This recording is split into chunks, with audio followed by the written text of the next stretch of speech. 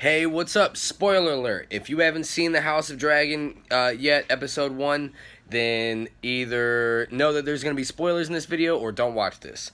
So, my review of this and opinion of this episode in this show is I feel like it's rushed and condensed, like half recycled material and like just graphic content thrown in your face. I mean, I like the show. It seems good. I'm going to keep watching it, of course, but like one of the things is if it's not about Daenerys, then why is her name in the beginning of the show?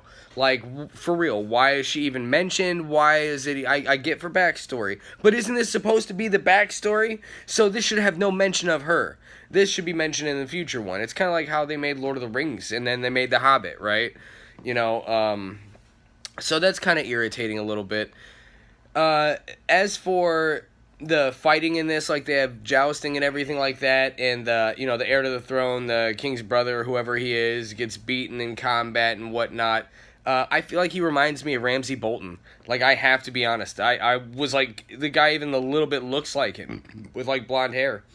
So I feel like also when I started hearing some of the characters, like I heard Baratheon in there, and I saw some bald guy that sounded exactly like the Onion Knight. So, and then obviously there's a redheaded female, a blonde female, Sansa Stark, and the other person, like that. It just seems like it's too much of a coincidence, like they brought back the same type of stuff from Game of Thrones and recycled it and changed it a little bit and put it in here now. Like, okay, everybody loved the Onion Knight, everybody loved Sansa Stark, everybody loved Daenerys, and so let's put all three of them ancient people back together now, and their ancestors even hung out. Look, history repeats itself.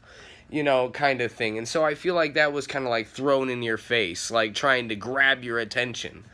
As for the pregnancy scene, I feel like it was it's like the medieval stigmata. Like, they don't have needles, they can't give you a blood transfusion. It's one of the scarier things to have happen. The baby is turned sideways and we can't fix it, and now you're gonna die.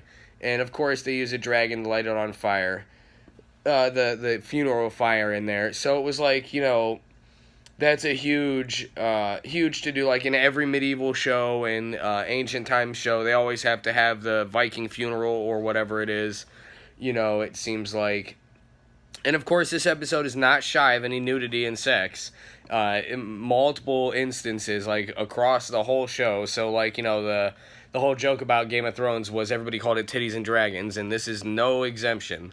So, I mean, I feel like the whole thing was a little rushed, and they put a lot of references to Game of Thrones in there, and it seems like some kind of research team may have was like, okay, these are the top characters everybody likes, these are the things that people want to see, and we're just going to hodgepodge them into a story, and we're going to write the story around those statistics, instead of writing the story itself and hoping the statistics work out in the end. Like, they pre-plotted before they made this story, if that makes sense.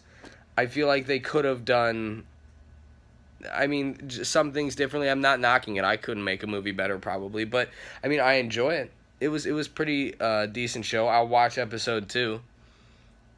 But that's just what I think, in my opinions of the show and in just what I saw.